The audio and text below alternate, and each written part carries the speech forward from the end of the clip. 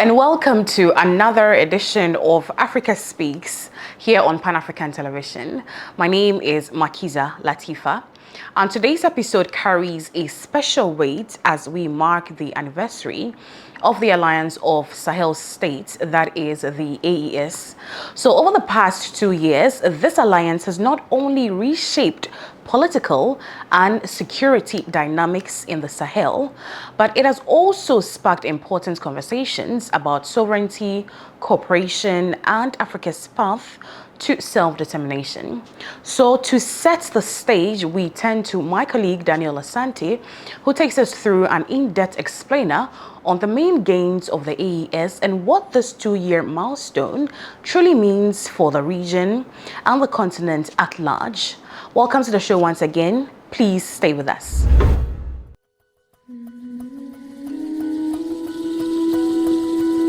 Formed in September 2023 by Mali, Niger, and Burkina Faso, the Alliance of the Sahel States emerged as both a message and a movement, born from a rejection of Western influence through organizations like ECOWAS. The AES symbolized a collective bid for self-determination and sovereignty. This is the Spotlight segment on Africa Speaks, and my name is Danny Ochuesante. On September 16, the AES marks 2 years of building an alternative at every level, from security scenario to food self-sufficiency. A key aspect of the AES has been a focus on institutions that enable the countries to collaborate and make meaningful changes. It is still early in the day for the bloc, but it has managed to inspire an entire generation of Africans who see the possibility of a genuine change. At its core, AES is a confederation rooted in collective defense. Any attack on one is considered an attack on all, and it is no surprise that the security front has been a key focus for the bloc by early 2025. By early 2025, the alliance had advanced a 5,000-strong joint military force to combat jihadist insurgencies across their shared borders. This was complemented by coordinated military operation and diversified arms procurement, turning increasingly to partners like Russia and Turkey to enhance aerial and ground capabilities. AES has taken bold steps towards economic autonomy. In May 2025, it had launched the Confederal Bank for Investment and Development, seeded with 500 billion CFA funds intended to fund infrastructure, energy and transport projects without reliance on external institutions. Initiatives also include proposal for a common central bank, a new regional currency to replace the CFA funds, and export restriction on grain to non-member ECOWAS countries, all aimed at shifting control to local hands. Landlocked and geopolitical isolated, the AES states have sought new avenues to global trade.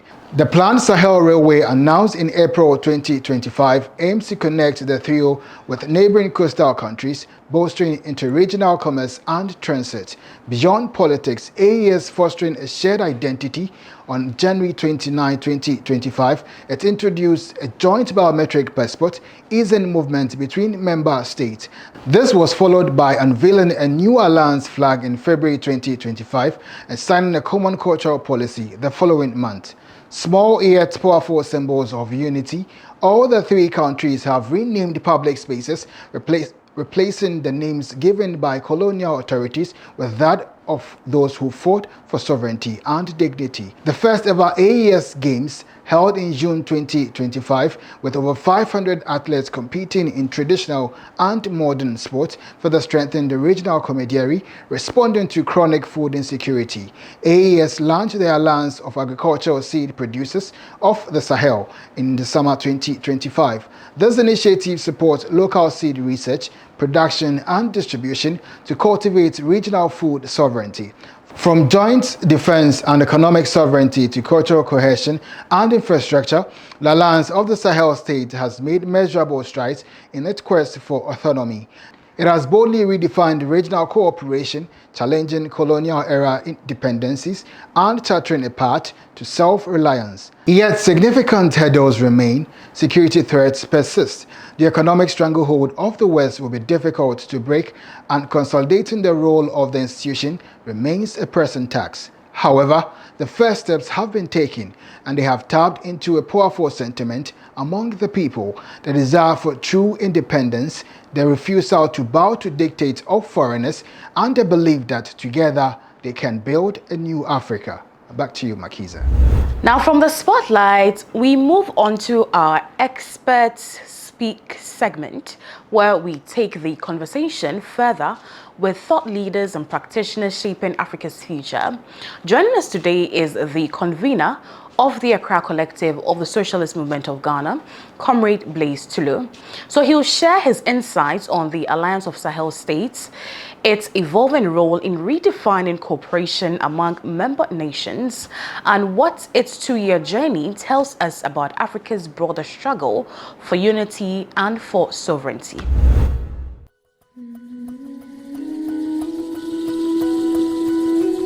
Well, welcome, Comrade Blaise, to Africa Speaks right here on Pan-African Television.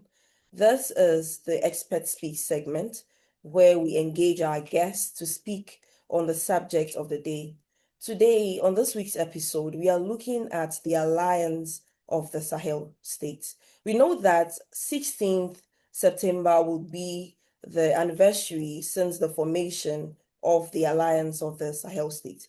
On our last episode, we spoke with one of our comrades to help us unpack how the bloc has been performing since the formation and since they detached from the ECOWAS. Today, we are here again because just about 2 or 3 days would be the anniversary, and we want people to understand what is happening in the Sahel.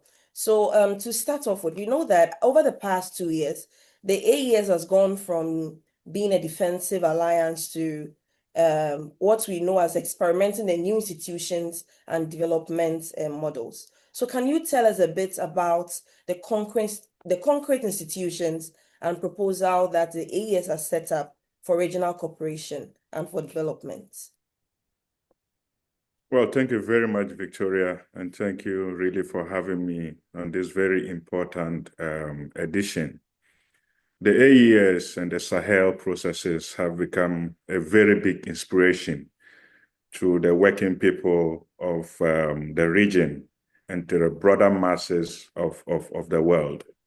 It is instructive to note that this is not the first time that there's been an attempt to form an alliance, to form a confederation, because one of the biggest resolutions of the 5th Pan-African Conference that was held in Manchester is the unification of the African continent around the broader banner of scientific socialism.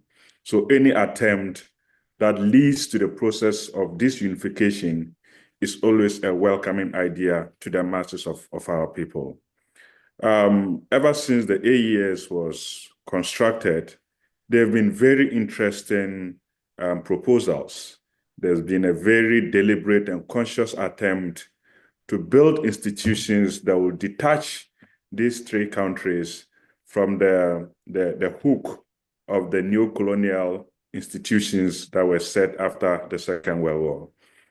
One of such very important institutions is the Confederal Investment Bank, which is supposed to be a bank that will serve the development needs of Mali, Burkina Faso, and Niger. And we know that over the last 4 or 5 decades, West Africa has been hooked to Western imperialist institutions like the World Bank and the IMF. And what these institutions have done is to advance credit facilities to these neo-colonial governments that ends up in debt. And one of the biggest crises of our region is debt. So this new bank that has been proposed by the AES is an important first step to set up a bank that will address and serve the needs of the people. And it is important to understand the different models between the IMF and the bank that has been proposed for the AES. The IMF and the World Bank's main criteria is to advance what we call economic of averages. They're interested in economic growth, the statistics about GDP and GNP. I think that the main focus of this Confederal Investment Bank that has been proposed by the AES is to is to extend facility to these governments that allows them to develop the basic infrastructure that is needed for economic development. So this is a very important proposal, and we give it all our support. We hope that it will be materialized and will address the needs and aspirations of the people of Burkina Faso, Mali, and Niger. One of the other important institutions that has been proposed is what they call the Common Biometric Passport, customs and measures that, and including what? The telecom integration. And this is very, very important. I mean, we live in West Africa. We are the same people. We have a very unique history of construction, but it's very difficult to move around West Africa. Of course, the ECOWAS has what it called the free movement of goods and services, but we know that this has not materialized. It's much more easier for capital to move around the region than for human beings to move around the region. So I think that the attempt to build one common passport, one common movement plan that allows our people to be able to trade among themselves is an important first step. One of the institutions that has also been proposed that gives me a lot of hope is the Joint Military and Security Unit. You know, we know that one of the important institutions that Nkrumah envisioned was a common military command on the continent that will address the security situation of the continent. Before the coup d'etats that took place in the Sahel, we know that more than 60% of the land territory of Burkina Faso was being controlled by insurgents, which means that security was one of the main concrete crises that led to the coup d'etats that happened. So forming a joint military force that allows them to address the security situation that is happening in the region is a very important step that the AES have begun to think about. And we hope that we can give them all of our support to ensure that these important institutions that have been itemized as important first step for the AES to develop itself are materialized. Right. Thank you so much, Comrade Blaze. Indeed, these are very important and significant, institutions and proposals that have been put forth by the AES in this particular trying times. You know what? When you were speaking about the proposals that have been put in place, you made mention of the bank that they are trying to also, that is the Confederal Investment or Development Bank. That moves me to the economic sovereignty of the Sahel. We know that one of the biggest challenge faced by the AES is considering the influence of France that they have had for decades. So as a bloc, apart from the investment bank, what do you think is the path forward for the AES in consolidating economic sovereignty? I mean, we first of all, I think that economic sovereignty is very important, but economic sovereignty is premised under the backdrop of political sovereignty. And the coup d'etats and the protection of the boundaries, the formation of the AES as a political instrument is very, very important. And I think that one of the main crises of West Africa is who controls the commanding heights of our economy. And specifically to the countries of the AES, the commanding heights of their economy has been for decades controlled, orchestrated by France and US imperialism. And the resources of these countries are not controlled by the people of the Sahel. We know that the gold, the uranium, the land resources are all in the hands of how do you call it, of France. And we also know that even the currency that is operated around France, West Africa is controlled by France. We know that France keeps its foreign reserves at the Central Bank of France. And whenever they have to, go for credit, they go for credit and they have to pay with a lot of interest. So I think that the important first steps, which I am reliably informed have been taken, is that most of the mines in the Sahel have been taken over by the new regime, which are very important in consolidating the economy that they need to control as the people of the Sahel.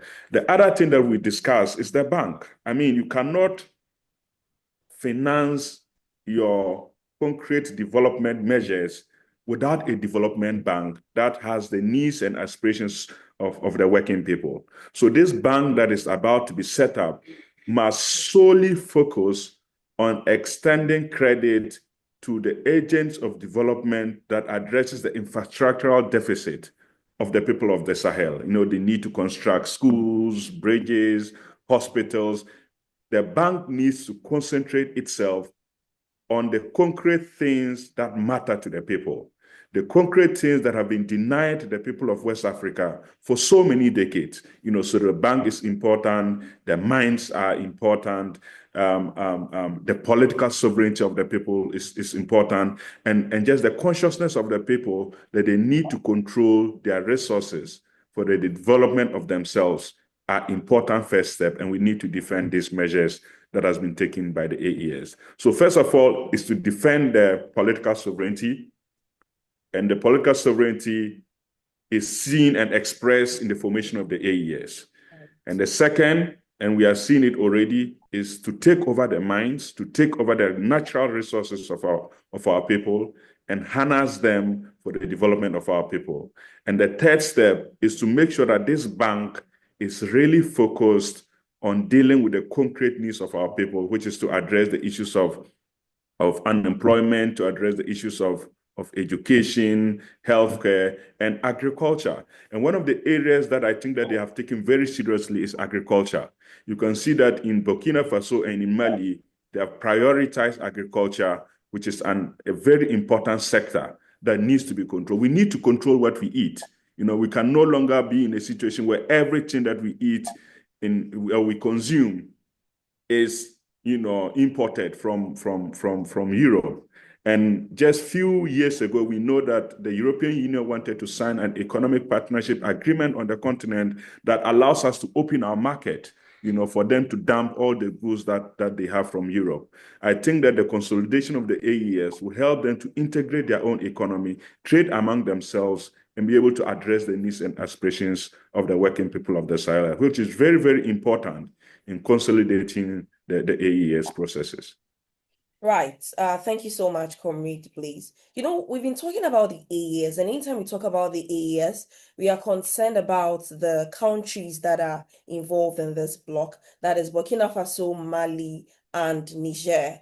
But today I want us to look exactly at countries that are not part of the bloc.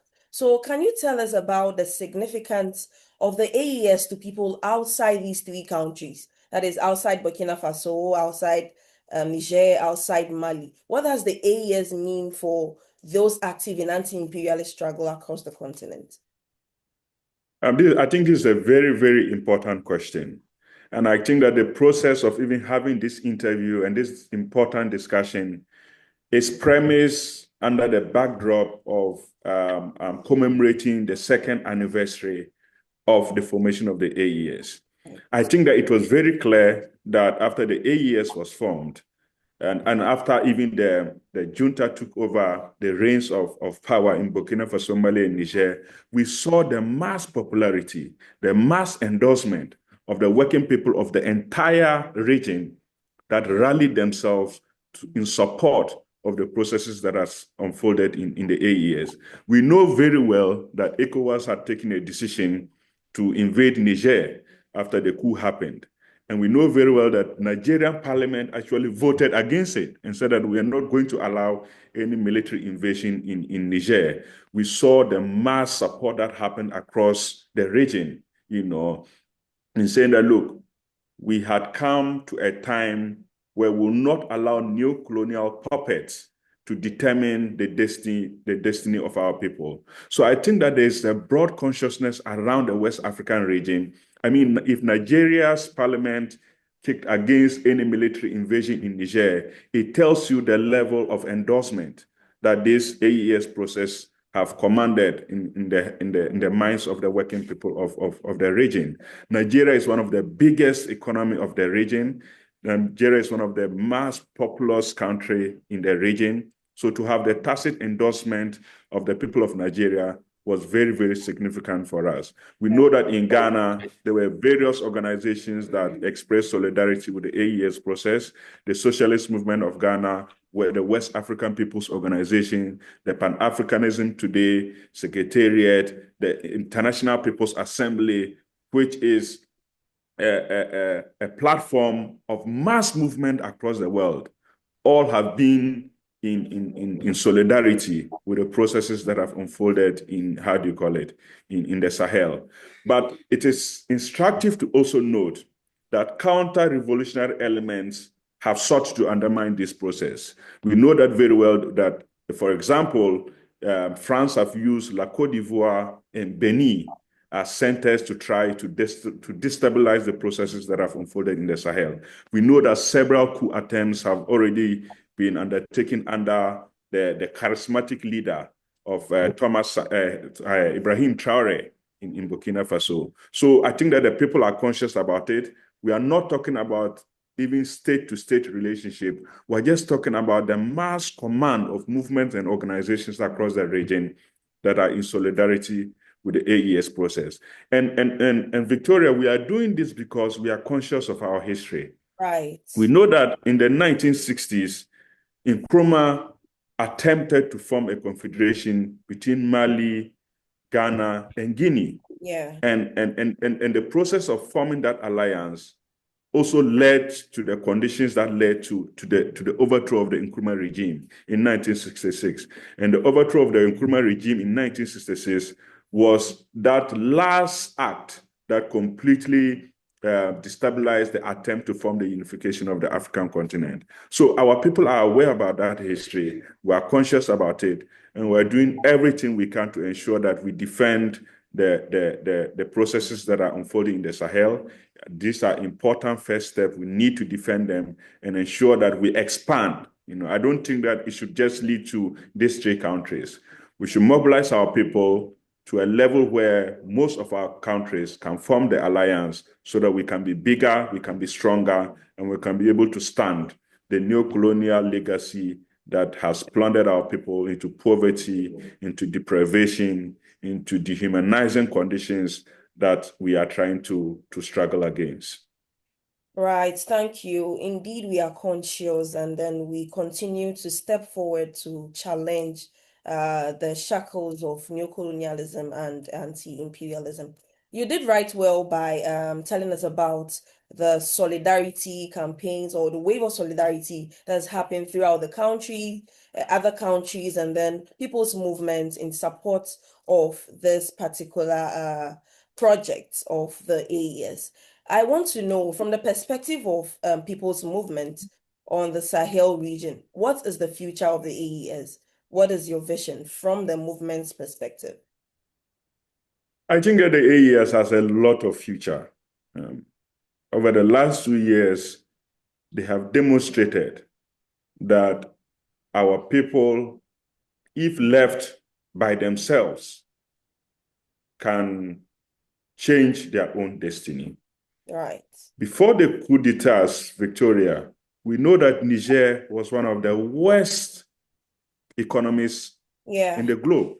Yeah. 2 years, look at the massive progress that has happened in Niger. Niger last year almost became the fastest growing economy, in the world. This is astronomical, you understand? So I think that the AES are demonstrating to us really concretely, they are reviving the Nkrumah's vision. They are reviving the Pan-Africanist project. They are reviving the People's Project. And it is giving our people confidence, the confidence that they need.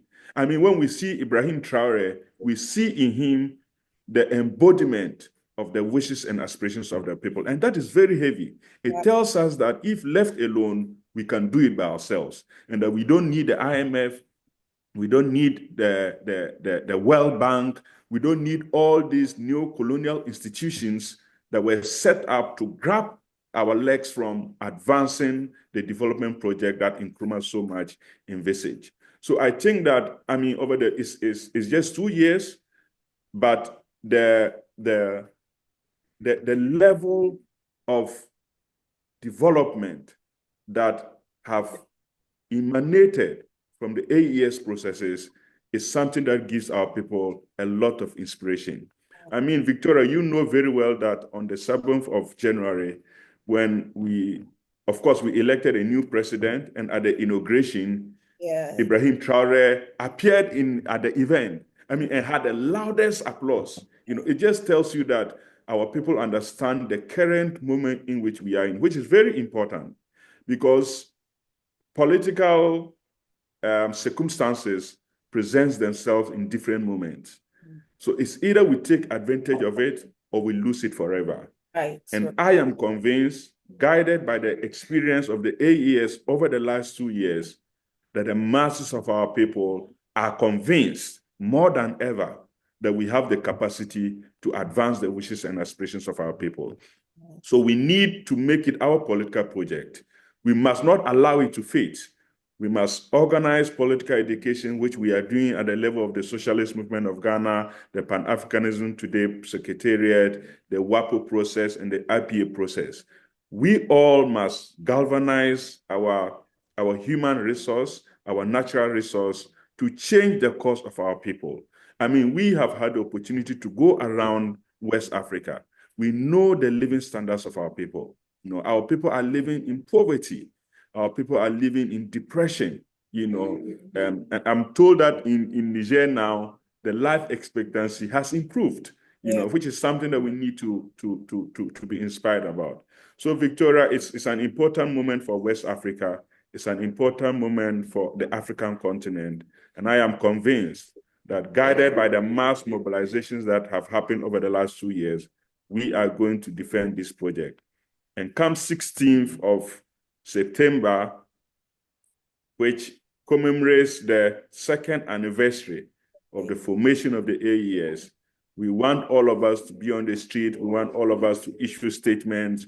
Let's build a global consciousness about this important moment in our history that tells us that the people of our continent, the people of West Africa, can chart their own economic path, can chart their own political path, and can build their own destiny. This is important for our people, and we must defend it at all costs.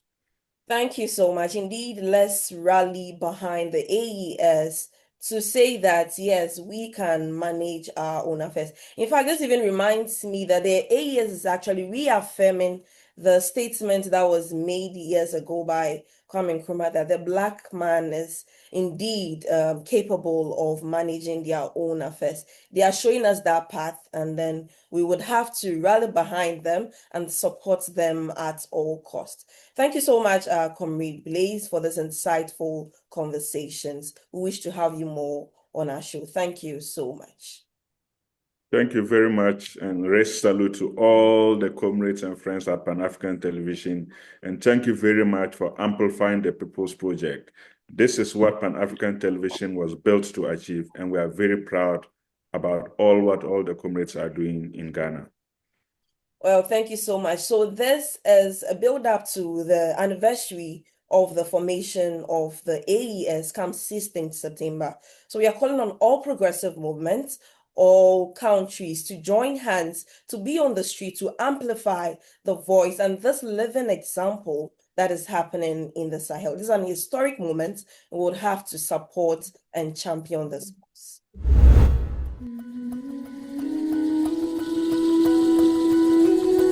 From expert analysis, we now turn to the heartbeat of the movement, like I always describe it, the people themselves. In this segment of Voices on the Ground, we bring you solidarity messages from comrades across progressive organizations who stand in support of the Alliance of Sahel States. So their words reflect not just encouragement, but also a shared vision of African peoples rising together for dignity, for sovereignty, and for justice.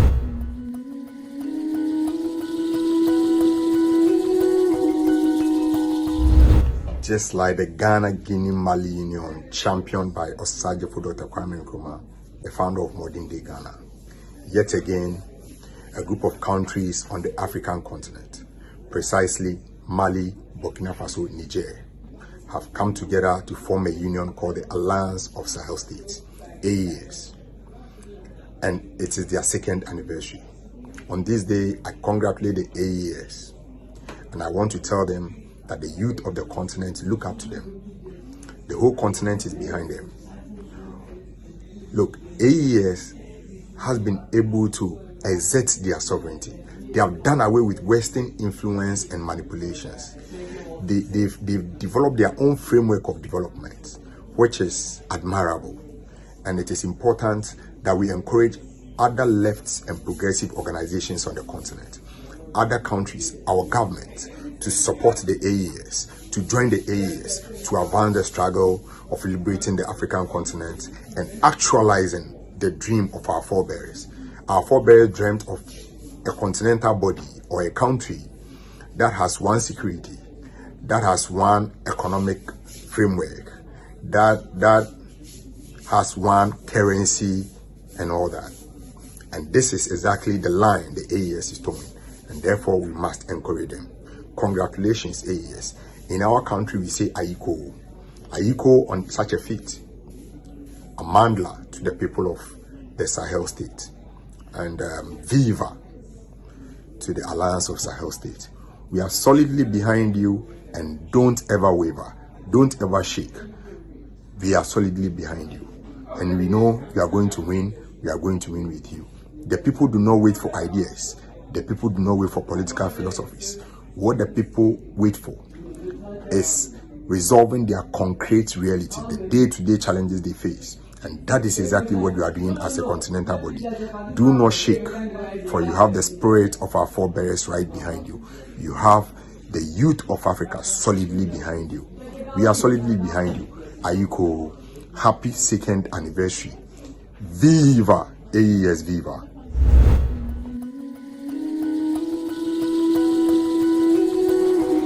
And this is still Africa Speaks here on Pan-African Television with me, Makiza Latifa. We now move on to Dispatches, where we bring you reports and updates from across the continent. You remember the last week we heard from Solon Senoho, a union leader from Lesotho, who spoke about the plight of textile workers following the devastating tariffs imposed by US President Donald Trump. So in April, Lesotho briefly faced 50% tariffs, and though these were later reduced, the damage to the textile industry and to workers' livelihoods was already immense. So this week, we continue the conversation with Jonas Gedi Alaso of the Pan-Africanism Today Secretariat. Jonas has just returned from Lesotho, where he met with people's movements and communities directly affected. So he brings us a first-hand account of how these trade measures have reshaped the textile sector, the struggles of workers, and the broader fight for economic justice in Southern Africa. Also in this week's Dispatches, we turn to Accra, Ghana, where veteran journalist and activist Comrade Kwesi Pratt Jnr. of the Socialist Movement of Ghana, who doubles as the director of Pan-African Television, has launched his latest book on reparations. The book speaks directly to one of the most urgent questions of our time: how African nations and peoples of African descent can advance the struggle for justice, redress, and the return of wealth stolen through slavery and colonialism. At the launch, Comrade Pratt emphasized that reparations are not just about the past, but also about shaping Africa's future, building sovereignty, dignity, and economic independence. If you missed out, you might want to stay glued to your TV sets for all the sights and sound bites from the remarkable event.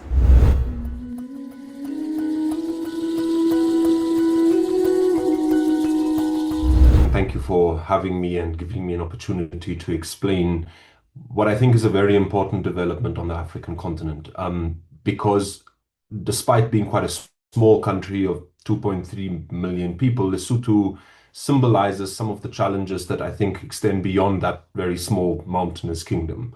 Because the reality, as you may well know, is that the tariffs that have been imposed by the United States, it started at 50% and then eventually was brought down to 15%, have really had a devastating effect on what is more or less the only substantial industrial manufacturing economic activity in the country. So in a sector where 40,000 workers were employed a few months ago, almost overnight, 13,000 jobs have been shed. Of the people who are left who still have work, they don't actually have work because they've been told by their factories to go home and they won't get paid. They're not really fired, but they're not employed either. They're not getting paid. They're waiting at home effectively on short time. Whilst the industry tries to figure out what its next steps are, because for all intents and purposes, these tariffs, and really it doesn't matter what the scale of the tariffs is, they have made the economic viability of producing textiles in Lesotho for export to the United States market an unviable economic enterprise.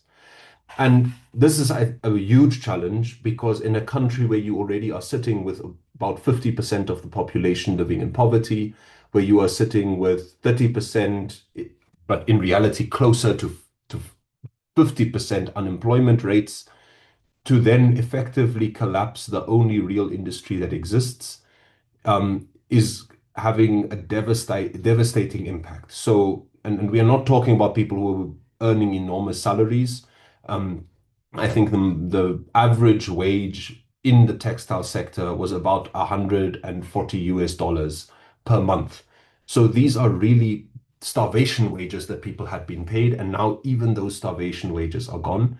And it's important to kind of contextualize a little bit the economy of Lesotho, because in the mid-19th century, Lesotho was one of the most important agricultural centers of Southern Africa.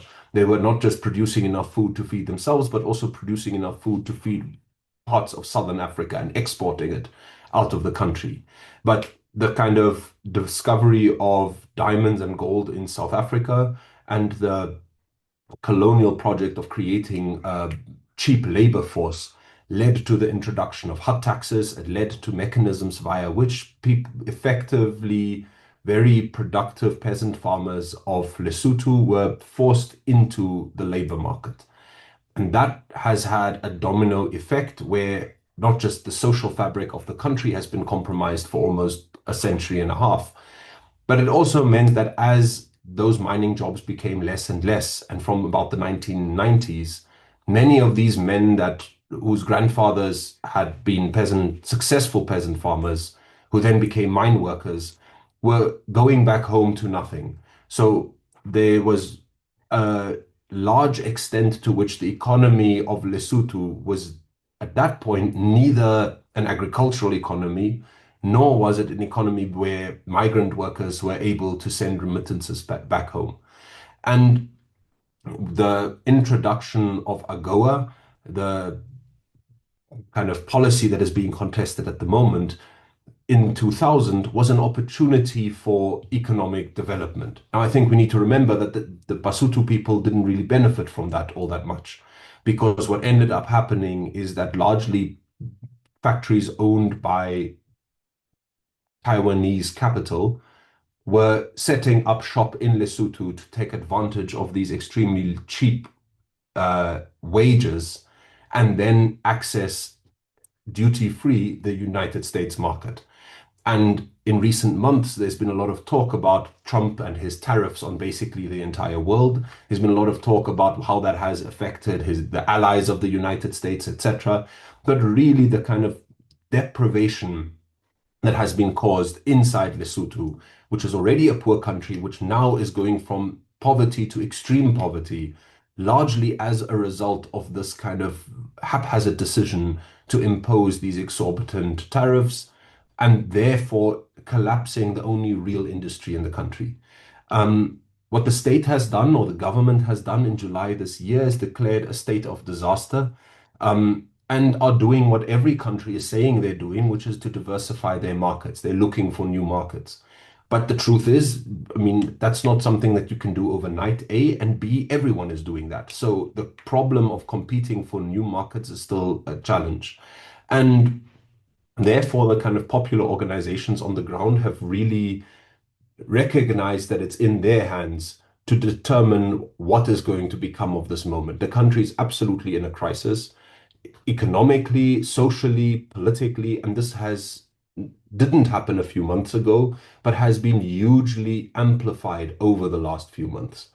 And what has been the consequence now is that organizations, trade unions in particular, trade union federations, are starting to not just talk among one another, but are also starting to reach out to other sectors of society to say that what we need to do at this particular moment is not just insist that a state of disaster by itself does not end the disaster.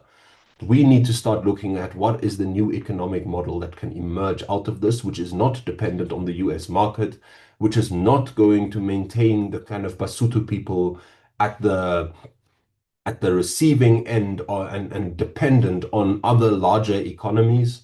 And here there are a few discussions that have been floating around. Of course, there is an urgency to say that AGOA, which is up for renewal or not in September this year, should be renewed just to buy time in a country that is confronted with a significant crisis. But also ultimately what we need to do is reclaim regional and continental initiatives, including things like the African Continental Free Trade Agreement. And what I mean by reclaim here, or what the organizations on the ground are saying, is that reclaiming this is not just about saying we need to have an alternative place where we can be dependent and exploited and taken advantage of, but rather we need to have a kind of economic integration model in the continent that is going to be there for not just developing our countries, but also ultimately making sure that the beneficiaries of that development are the workers in the factories that are actually making the garments, and the people of the continent that generally are the ones that have been producing the wealth but not benefiting from it. So I will leave it there. Thank you very much.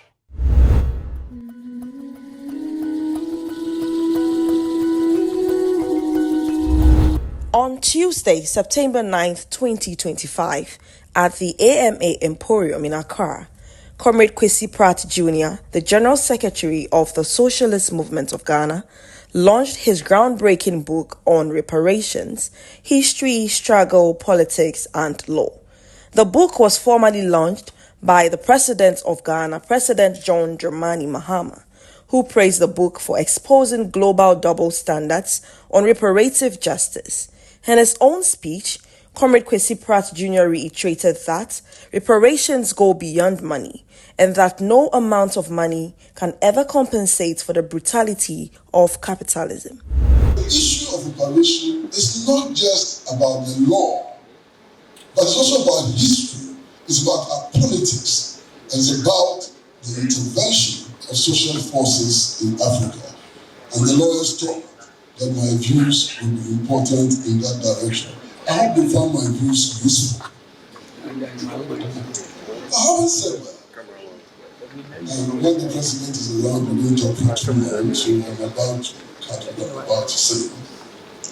I just like to say simply that reparation is not about monetary compensation for the wrongs done to us. Because no amount of money can pay for the evil deeds of the capitalist states. Reparation is about resetting the world. Reparation is about the redistribution of surplus value.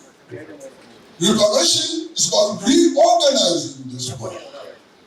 Because the way this world is structured, the way this world is organized, is weighted against us. And for a long, long time, the United Nations did not have more than 50 members.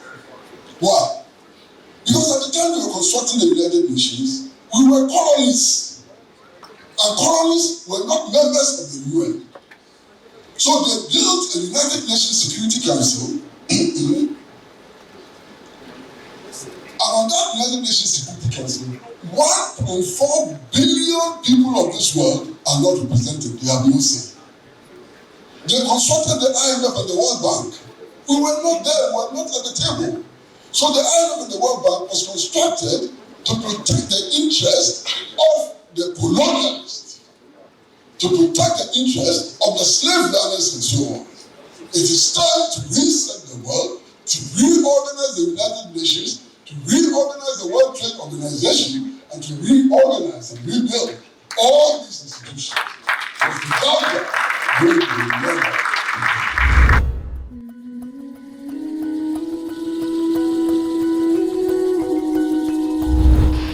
And now it's time for our word of the day.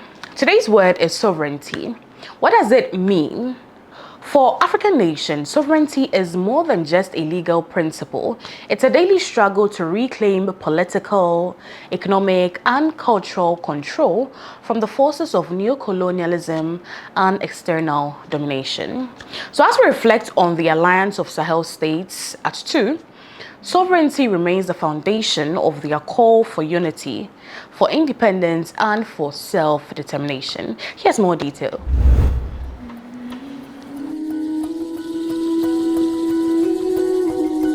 Hello and welcome to yet another exciting episode of Africa Speaks right here on Pan-African Television.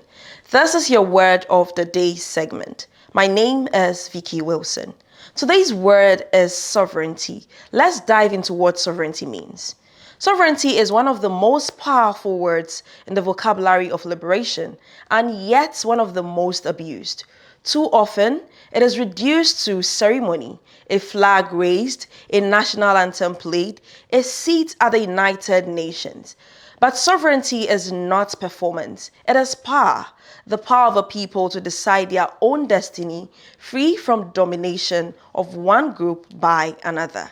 Today, nowhere is this more clearly defined than with the Alliance of Sahel States, Mali, Burkina Faso, and Niger.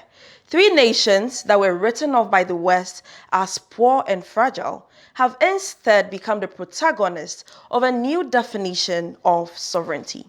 These states have done what once seemed unthinkable, expelled French troops, rejected the dictates of Paris, and began to forge a new Pan-African path that insists on a right to security, to resources, to development on their own terms for the benefit of their people. In Niger, the decision to nationalize uranium mines is not just a question of minerals. It is a direct challenge to centuries of extraction where African wealth fueled European prosperity while African communities remained in poverty. By reclaiming uranium, Niger is saying the resources beneath our soil belongs to us and the benefits must serve our children and not foreign shareholders. In Burkina Faso, sovereignty has meant launching an agricultural offensive, investigating in domestic agriculture to feed its people, turning away from dependency on imported grains. And in Mali, sovereignty has meant taking control of Africa's largest gold mines and launching its own refinery.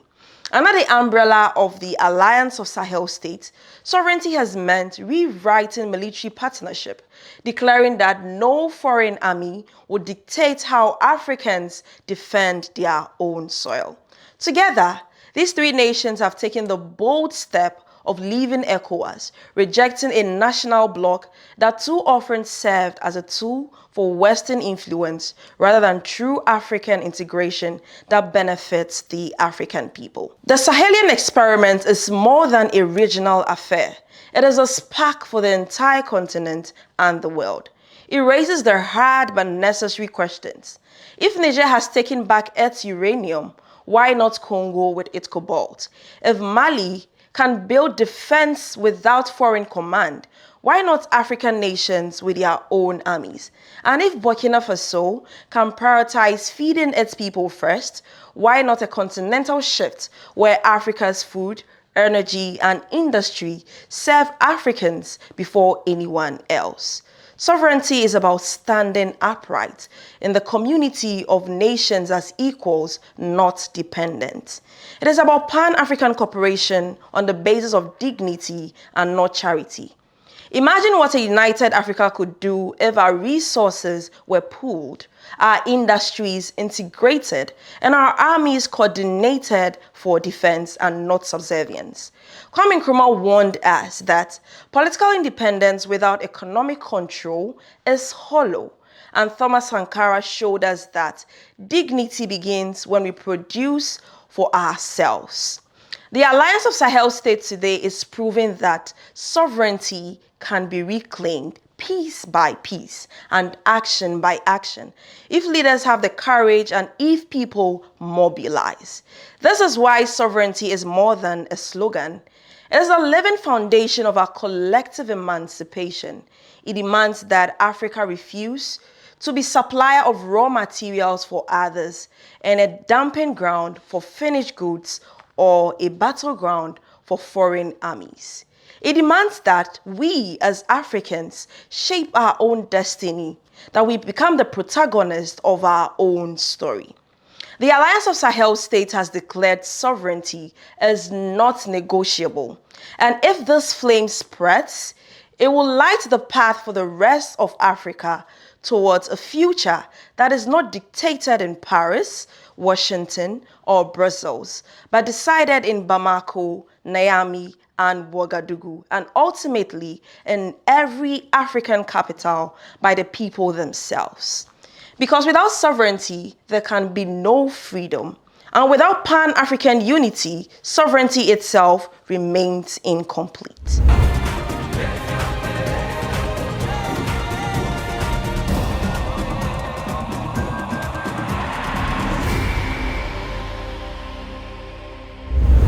Let's wrap up the show with our history segment.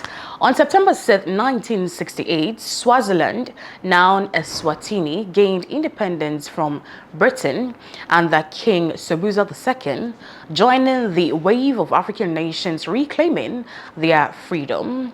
A reminder that the struggle for sovereignty and self-determination continues across our continents. Here's a feature story on the history thus far.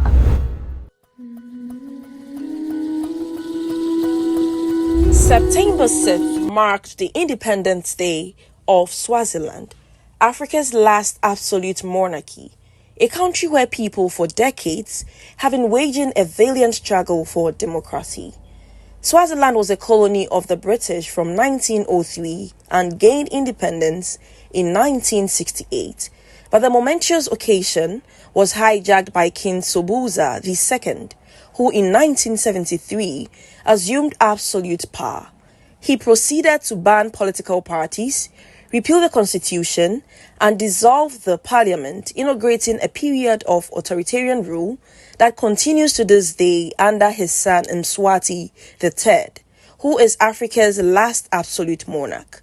For decades, the people of Swaziland have been waging a determined struggle against the monarchy and the autocratic Tinkundla system, whereby all popular representation is controlled by the king. As per the system, members of parliament are either appointed by the king or elected from a list approved by the king's traditional chiefs.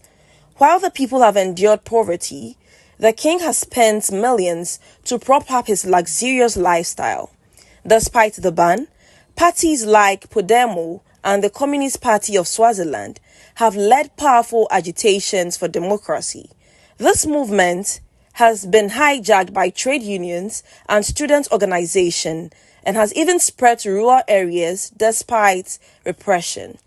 In 2021, a massive insurrection gripped the country, forcing Mswati to flee. He returned only after his army brutally put down the protest, killing over 70 people. The repression, kidnapping, and torture of activists has not stopped them from agitating for democracy and demanding an end to the monarchy. For Swaziland's people, the battle for true independence, for democracy, and for development continues. And it's a wrap. That's all for this edition of Africa Speaks here on Pan-African Television. My name is Makiza Latifa. As we mark the anniversary of the Alliance of Sahel States, let's remember that Africa's future will not be handed to us. It must be won through struggle, through unity and the defense of our sovereignty. Until we speak again, let the drumbeat of resistance and liberation echo across our continents. See you soon and enjoy the rest of our programs.